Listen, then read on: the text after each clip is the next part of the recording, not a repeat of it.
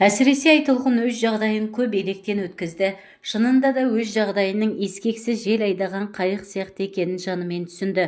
Жас кезінде әдемі мүсінді күндерінде керек болып, ертеңгісін кір сүртіп тастаған шүберектей лақтырып тастамасына кім кепіл. Бірақ не істемек, қолдан келер қайран жоқ. Қайта сол мәкеңдердің керегіне жарағанына шүкіршілік.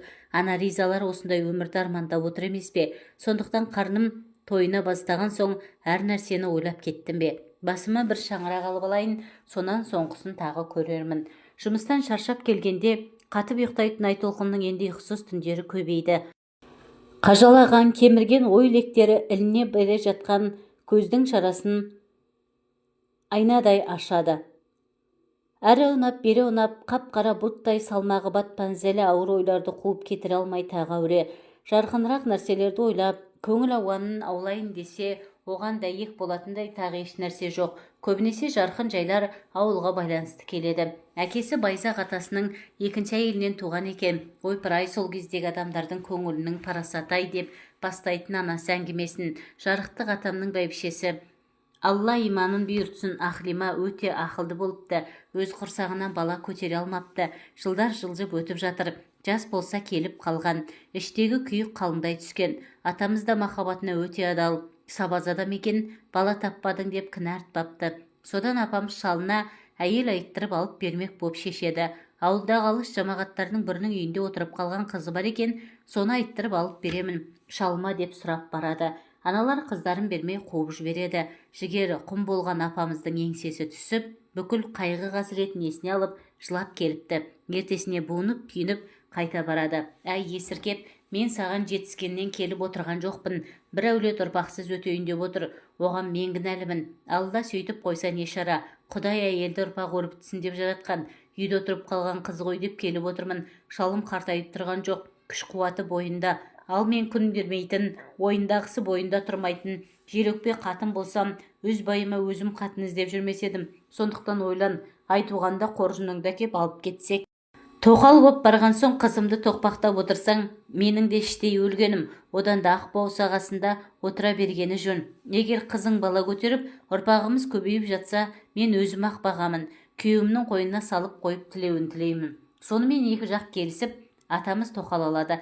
Арада бір жыл өтеді. Тоқал анамыз да құрсақ көтермейді. Сонда бәйбіше апам дұғасын оқып отырып, күндесіне Алладан бала сұрайды екен. Егіліп жылап отырып сұрайды екен. Алла оның көз жасын көріп, тоқал анамыз 5 бала туыпты. Кәдімгі келіннің күткендей бала туысымен бауырына салып, өзі күтіп бағып, бәйбіше анамыз шалына да күндесіне де жағдай жасап, емшек сүтімен едел-жедел көтерген 5 баланы да өсіріп, ер жеткізген екен. Сол бабалардың кішісі ғой Байзақ. Екі енем де байғұстар, Алланың бергенінен бас тартпаңдар, табыңдар деп отырушы еді. Қандай кемеңгер, қандай кең, ақылды, парасатты адамдар өмірден өткен десеңші. Балалардың бәрі үлкен шешелерінің қамқорлығында өседі. Кіші шешелері Алла беріп ұрпақ жалғастырған үшін құрметке бөленіпті. Әйтпесе бос белбеу, салақтау, бірақ өте жуас әйел болған. Өле-өлгенше бәйбіше шып-шырғасын шығармай, атамыздың шаңырағын шайқалтпай, берекелі бейбіт отбасы етіп ұстап отырыпты. Сөйтіп зорға көрген балаларын атам да қызық тәрбиелеуге немесе баласы жоқ туыстарға беріп жібереді екен. Кең даланың дархандығы дарыған, үлкендеріміздің үлгісі үгіліп бара жатыр ғой. Сол біздің заманымызға дарыса ғой шіркін. Ой, қазақ шіркін, дархандығына даладай кең пейілділігіне қарамастан шамырқанғышта ғой. Сол анамыз бен атамыз көрші отырған жамағайының үйіне өкпелеп, бір күнде көшіп кеткен екен басқа ауылға. Көрші туыстардың ауласының сыртында үлкен өрік ағашы өсіп тұр екен. Едел-жедел туып, бірінің артынан бір өсіп келе жатқан, атаның өлгенде талғанда көрген балалары жаңағы өрікке өрмелеп шығып, піскенін жеп жүретін көрінеді. Жамағаттың бәйбішесі екілі рет балаларды қуып жібергенін көңілге түйіп, бірақ айтуға ауыздар бармай жүріпті. Сол кілтипанның тетігі бір-ақ күнде шешіліпті. Бір күн ертеңгісін қараса, арпылдаған үлкен төбетті әлгі өріктің түбіне байлап қойыпты. Менің балаларым жегеннен өрігінің саны кеміп қалам екен. Қашанғы жейді дейсің? Біраз күн жеген соң өздері де шығып қалады. Бала емес пе, қорыған сайын ұмтылатын. Ит қорыған жерге өш емес пе? Қарашей мынаны ұятай, қайнағасынан ұялмай ма? Қайнағам өлгенде талғанда көрген балаларынан аямай-ақ қояйын демей ме? Ой, сый білмес, қумазар құсап отырмасын. Балалардың бірін алып тәрбиелесеңдер деп айтпақшы болып жүрсем, ойбу қой, сол өрікте дүние болыпты-ау, Аллах бермей үсіп кетсе ше, онда қайтеді екен. Үлкен шешеміз бір күн бойы бұрқылдап жүріп, шалы екеуі қой мынандай түйсіксіздермен қоңсы болмай-ақ қояйық деп бір күннің ішінде көрші ауылға көшіпті де кетіпті. Сөйткен бабалардың ұрпақтары сенің әкең деп отыратын анасы, бір шикі өкпе үшін осындай ерлікке барған, күндесін келініндей күткен аналары жайлы әңгіме есіне түскен сайын Айтолқын өз үстіне опық жейді. Тұла бойы тұңғышын өз қолымен өлтіргендей болады. Өлтірген немене, төсе сап бойында жаны бар нәрестені тастай қашқаны, енді ол күндер келмеске кетті. Әгер әкім сол шақ қайта оралатындай мүмкіндік болса, әттең бәрін үлдеме басқаша болар еді деген ойлар да шарасыздықтан туындағандай болатын. Кеудені керген өкініш, өмір лебі ақыр соңында лықсыған өксікпен шығатын, тұншыға егіле жылаған соң барып бойы жеңілдейтін. Әрі қарай тіршіліктің қарекеті қайта жалғасады. Өйткені өмір сүру парызы деген үлкен ақиқат алдынан қарсы алатын. Тарс-тұрс қағылған есіктің екпінінен шағын жер тамның өн бойына діріл жүгірді. Шет-шегі болмаған ой көшкіні бірінен кейін бірі басып, денесін батпан салмақтан суырып ала алмаған Айтолқын тарсыл естілгендей болды. Содан кереуеті діріл қақты. Жер сілкініп тұрма, әлде түс көріп жатырмын ба деп кеш келген ұйқысы бұза алмай жатыр еді. Айтолқын деген қосыла шыққан айға елең еткізді. Шашы қобырап, ұйқы көйлегі көлеңдеп жүгіріп барып есік ашты. Таң атпастан дыбырлап, не болды Гүлай-ау? Болды, бұдан әрі не болушы еді? Айтсаңшы енді, ел аман ба? Ой, сенде елін айтады ғой. Енді не болды? Түнде келіп милиция мәкеңді тұтқындапты. Неге? Үкіметтің қаржысын жеген және де кісі өліміне де қатысы бар көрінеді. Не дейді? Айтолқынның өңі қуарып, жағы сола қалды. Әдемі өңі бір сәтте шарасыздық, бейшаралық халге түсті. Енді біздікіне де қауіп төніп тұрған екен. Екеуі сыбайлас емес пе? Әуелі екеумізді де тексеру мүмкін. Енді қайттық. Білмеймін, маған алып берген үйінде тартып алады екен. Далада қалатын болдым. Ай, егіле жылаған Гүлайдың даусы жоқтау айтқандай естілді. Болды, қойшы Гүлай, бірдеңе қып күн көрерміз. Сенің бетіңнің әрі бар, жерде қалмай тағы біреуін туып аларсың. Маған Құдай бір мүмкіндік беріп еді, бетім емес, қылығыма қаратып едім. Әйтпесе, қазіргі еркектерге жан-жақты көбелектер керек қой.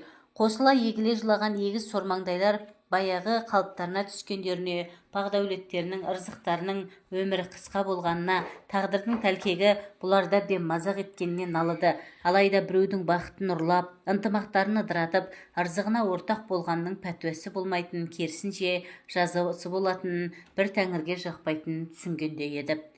Күні бойы шаршағанын аяғына түскендей ілбей басып, мойны салбырап бүкшиіп келе жатқан әйелді Айтош деген дауыс елең еткізді. Сонау жап-жас бой жеткен шағындағы естіген есімі, баяғы сол қоңыр дауыс. Құдайым-ау, Қайрош қой мынау. Артынан бұрылып тұра ұмтылды. Жаны жүдеу, көңілі күздей торыққан Айтолқын жүгіріп Қайрош деп ұмтылды. Қымсын бастан жігіт құшағына енді. Сол Қайрошы өзі қарамай еткен Қайрошы. Іштегі мұңын, осы жап-жас қалпында өмірден көрген қорлығын ешкімге айта алмай ішқұса болып жүрген ол ағыл-тегіл көз жасына ерік берді. Не болды Айтош, неге қамықтың жаным деп, ауылда жүргенде қолынан да ұстатпайтын асау қыздың құшағына құлаған сәтін пайдаланып жігітті еркінсіді. Ештеңе, ауылды, елді, туыстарды, сендер сияқты достарды сағынып, кешір, үйіңе шығарып салайын, қайда тұрасың? Пәтерде тұрамын. Мен де жүре ғой апарып салайын. Мен өзім ақ барамын. Барасың ғой дегенмен әңгімелесіп, қолыңнан шай ішіп дегендей, жігіттің талабын қайтара алмай, үндемей көнген сыңай білдірді.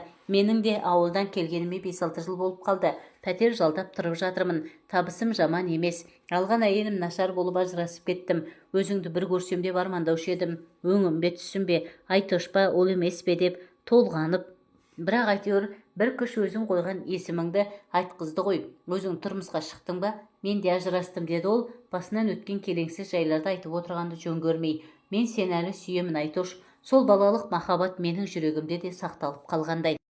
Әйелдің өзіне онша кетәрі емес екендігін байқаған еркек өзін еркін ұстап күлдіргі әңгімелер айтып отырды. Өткен кеткен қызықты оқиғалар, мектептегі өмір, ауылдағы жастар жайлы ұзақ әңгіме дүкен құрды. Кетуге емеурін білдірмеген жігіттің көңілінде Айтолқын қимай үндемеді. Ақыры Қайрош қалып қалды. Ертесінгісін ол: Айтош, бір-бірімізді білмейтін адамдар емеспіз. Сезімдер өтті бастан, әлі сөнбеген сияқты. Бірлесіп өмір сүрейік деді. Сонымен Айтолқынның аядай бөлмесінде екеуі бірлескен өмір басталып кетті. Арада айлар өтті. Гүлайдың айтуынша оның бекасы, мұның мәкесі де ұзақ жылдарға бас бостандықтарынан айырылыпты. Дүние мүліктері тәркіленіпті. Оның ішінде Гүлайға берген баспана да кетіпті. Сонымен ол да баяғы таз қалпына түсіп, күн көрісі қиындап, екі қолға бір тірлік табылмай қиналыпты. Жетім бұрышта жетімсіреп жүрген жерінен біреу паналатып, үйінің бұрышынан орын беріпті. Ой дүние-ай десеңші дегенде, көкірегі қарс айырыла жаздағанын көргенде, Айтолқын да өзінің біраз көрген қызықтарының ендігі жерде елес болып қалғанын түсінді. Әрі бала кезден бірге өскен көз таныс, әрі бала махаббатының куәсі, әр сезімі, әлі күнге өшпеген Қайрошқа деген сенімі нығайтып, Айтолқын нәрестелі болуға бел шешкен болатын. Жастықтың қателігінен тастап кетіп, өліміне себепші болған нәресте кеудесінде қасірет болып қатып қалған. Сол шеменді жібіткісі де келеді. Сөйткен сәби құрсағында қыбырлап, әне-міне дегенше дүниеге ұмтылғандай. Тиіп қашып анда бір, мында бір жұмыс істеп, Қайрош та тиын тебенін алып келеді. Тұрақты жұмыс табылмай тұр дейді. Ол неге табылмайды, тұрақты неге орналаспайсың деп бұл да сұрамайды. Өзінің азын аулақ ақысы бар, ілдәлдап күн көріп жатыр. Сырт көркі сұлу Қайрошқа әйелдердің көзі бірден түсетін. Өзінің осы бір ерекшелігін ол да жиі пайдаланатын. Көбіне бір-екі қайтара қызықтаған соң жоламай кететін тәсілі дәл осы жолы қармақталды. Кімге айтар оны? Қармақты Жанат есімді келіншек салды, мықтап қатырды. Оны өзі сезбей де қалды. Жанат осы үлкен қалаға жақын жердегі ауылдың қызы. Жастай жетіліп, жігіттермен ерте араласып жүріп, 17-сінде жүкті болып тапқан қызы бар. Одан бергі 13-14 жыл уақытта қолын жөндеп еркек ілінбей жүргенде Қайрош кезікті. Көрші атаның баласымен дос жігіт сол ауылға жиі баратын. Қадалған жерінен қан алатын бойжеткен қолынан келген әрекетін жасап жүріп, өзінің әрсіздігіне қарамастан сымбатты сылқымды өзіне қаратып алды. Көптен ер құшағын көрмеген келіншек өнерін білгенін бар жағынан көрсетіп жүріп Қайрошты алыстай алмады. Бірер жылдай салған қармағын тереңдете түскен келіншек өзінің көңілдестен гөрі салмақтырақ тірлік сүргісі келетін жайлап ескертіп, жігітті құшағына үйретіп алған еді. Сонымен сәрсенбінің сәтінде жүкті екенін мәлім етті. Басы әңкі-тәңкі болған Қайроштың егер тастап кетсең сотқа берем деген Жанаттың жетегінен шыға алмай жүргеніне де бір талай уақыт болған. Бала махаббаты болған, әне-міне деп күні жетіп отырған Айтолқынды да тастап кете алмай, сарсаңнан шаршап жүргенінде қызды болды. Нәрестесіне қуанғаннан Айтолқынның көзіне жас келіп, ендігі өміріндегі бар қуанышы осы болар деп ойларға да кетті. Өйткені әлденеге алаңдаулы болған Қайроштың мінезі кейінгі кездер ұнамай жүрген. Алайда жүкті әйелдің бір аяғы көрде, бір аяғы жерде дегендей еріне мойын бұруға шамасы келмеген. Енді аяқ қолын бауырына алып ауруханадан кейін үйіне келіп, көңілі жайланған соң байқағаны Қайроштың сезімінің өзіне суй бастағандай кейіп еді. Бірақ алаңдауға шама жоқ. Өмірдің есігін ашқан сәби әселдің қамымен таң атып күн батты. Ақыры Қайрош та Айтолқынға ағынан жарылды. Басына түскен қайғыны айтып, ойнақтаған отбасардың кебін кигенін жеткізді. Сөйтіп Жанаттың 2 бөлмелі үйіне кіріп алды. Қалай келсе солай кетті ғой деп, өзін өзі жұбатқанмен де Айтолқынның сүйенер ешкімі болмай, көңілі қоңылтақсып уайымға берілді. Ең қиыны жан бағу жағы болды. Сол тамаққа ауыз ілінетіндей боп, қанаты қата бастаса, сәбиін үй иесі әйелге ақшасын төлеп қаратып жұмысқа шығып кетпек те болды. Қайроштың қауқарсыздығына, опасыздығына, алды-артына қарауға шамасы келмей кеткен қорқақтығына налыды. Мені сотқа берем деп қорқытуға ұятымның жетпейтінін біліп тұрау, бұл заман осындайлардың заманы болды-ау. Уақыт зымырап өте берді. Күндіз жұмысынан қалжырап, кешкісін баласының тәрбиесі қамымен жүріп, оның 4-ке келіп қалғанын да байқамапты. Әлдебір тұңғиық ойлардың қажығанына біраз күндер болды. Бұл не жүрісім, басымда баспана да жоқ, қолтығымнан демер ерім де жоқ. Біріне тартса біріне жетпейтін қаржысы мынау. Сонда бұл не қылған мағынасыз тірлік болды деп ойлады. Сонымен ауылдағы қарт ананың қолына қайтпақ болып шешті. Жұмыс орнымен есеп айырысып, қызын жетектеп, азын аулақ киім-кешегін көтеріп кете барды. Қош, армандай болған ақ қала. Бір уақытта таудай талаппен аттап едім босағаңды. Сол сұп-сұр күні келген мені сен де сұрланып қарсы алдың, бауырыңа тартпадың. Ақыры не көрмедім. Адам жаны бәрін көтереді екен. Адамның басы Алланың добы деген ғой. Біраз домалаттың. Енді міне орын таппай, от таппай елге ауып бара жатқаным мынау. Біраз тебіреніс толғаныстан көзіне жас алған Айтолқын пойызға отырды. Алда да жарқырап күтіп тұрған даңғыл жол жоқ сияқты. Мұнарланған боз даланың сағымы қандай жұмбақ болса, ендігі жердегі өмір де сондай мұнарлы болатын. Ауыл сол баяғы ауыл екен. Жастардың көпшілігі қала жағалап кетіп қалған. Кете алмағандардың жұмыстары жоқ. Уақыттарын карта ойнап, арақ ішіп, ара-тұра төбелесіп өткізіп жатқандарынан анасы хабардар етті. Өз бауырын Қанат та солардың қатарында. Қызмет болмаса да мал өсіріп, бағып, дәулет жасауға болады ғой десем тыңдамайды. Мен сөйлесіп көрейін. Ойбой, ол ешкімді тыңдамайды. Әкең қайтқалы тіптен өзгеріп кетті. Араққа ақша тап дейтінді шығарды. Менің қызымды бағып берсең, ана киім тігетін шеберханада бір әйел декреттік демалысқа кетеді екен. Соған кірсем деп ойлап тұрмын. Әрине, аяқ қолым жүріп тұрғанда бағып беремін ғой. Осы бір әңгіме дүкеннен кейін Айтолқын азын-аулақ ақысы бар жұмысқа кіріп, орын тапқанына риза болатын. Кешке дейін Қанаттың шығаратын шуы болмаса, бір қалыпты өмір басталғандай еді. Кешегі ішкен ішкіліктің зардабынан басы зеңіп тұрған Қанат не істерін білмей аласұрды. Bir жарты алып, кешегі достарымен бөліп ішіп алса, жаны жадырар еді. Оған қалтада соқыр түйіні жоқ, санасында тек бас жазу. Апа, ай апа, қайдасың деп шықын айғайлады. Не болды қарағым-ау деп сүріне жығыла жүгіріп, анасы келді. Маған ақша керек. Оны қайдан аламын? Жоқ қой. Қайдан алсаң, одан ал. Тап деген соң тап. Ай, қайдан табам? Жоқ болса, зейнетақы бітті ғой. Ешкім қарыз бермейді. Өтірік айтасың, береді. Енді араққа ақша бер деп жүгіремін бе? Нанға сұра. Бала болмай бақа болғыр, сеннен көрдім ғой. Не дейсің? Мұндай болғанша өліп неге қалмадың? Мені өлтіргің келіп тұрма. Одан бұрын мен сен өлтіремін. Басына қаны теуіп көзі қарайған Қанат қолына түскен көсеуді ала салып анасының басынан ұрып жіберді. Есінен танып түскен анасын темірмен ұрғылай берді. Өзі өмір берген ұлының қолынан осылай ана өлім құшты. Қорқып тығылып отырған қаршадай әселді көріп, көңіліне небір ойлар кіріп, еркектік делебесі қозды. Жүрегі әлде бір жамандықты сезіп жылай бастаған қызды шырқыратып сүйреп әкеліп, қорлап айуандық әрекетке барды. Тән құмарын тарқатып алған соң, талып қалған қызға көңіл бөлместен үйден ақша іздей бастады. Шешесінің әмиянын тауып жартыға жетер тиын тебенді алып, араққа алып келді дүкеннен. Асықпай отырып ішімдікке тойып алған соң, есін жия бастаған қыз көзіне түсті. Сәлден кейін қаршадай қыздың басы оның айқасып кеткен саусақтарының арасынан сылқ ете қалды. Асықпай ауланың ішінен жер қазып, анасы мен жиен қызды көміп, үйге кіріп бөтелкенің қалғанын тауысып тұрған болатын. Аяқтары жүрмей отырған жігіттің көңіл күйін жұмыстан қайтқан әпкесі бұзды.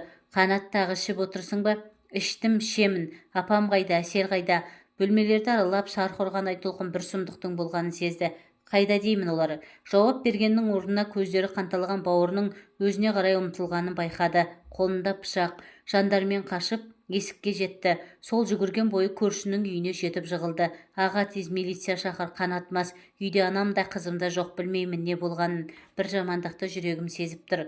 Аудан орталығынан келген құқық қорғау қызметкері Қанаттың мастығынан айыға бастағанын байқап сұрақ ала бастады. Аз уақыттан кейін ол өз ісінің қылмысының бәрін жайып салды. Денелер көмілген жерді ашқан кезде әйелдің денесі суымағанын байқап, олар көмілген уақытта оның тірі болғанын анықтады. Келген эксперттер әлденен ұзақ жазып, Қанатты түрмеде қазаны көзімен көріп, есінен танып қалған Айтолқынды ауруханаға аттандырды. Ол ауыр халде жатқан, ел болып, ағайын болып марқұмдарды жер қойнына тапсырды. Сәл сауығып шыққан Айтолқын туған шаңырақтың есігін ашуға жүрегі дауаламай, сол күйінше бет ауған жаққа кетіп қалыпты. Қайтадан қалаға кетіп қалыпты деді біреулер. Көрші ауылдағы туыстарына кетіпті деді тағы біреулер. Бір жерге барып, байғұс өліп кетпесе не етті деді әркімдер. Жаратқан иеміз де біреуге бақ дәулетті, бар жақсылықты үйіп төгіп бере салады. Ал кейбіреудің сорын бес елі ғып, тағдырын тәлкек етіп, допша домалатады. Өмірдің қатыгез толқыны бір тұншықтырып, бір көтеріп алып кете жатқан келіншек қайсарлық көрсетіп, қасқайып тұра алар ма, тұра алмас па? Бұл тағдырдың эпилогын тек жаратқан ғана біледі.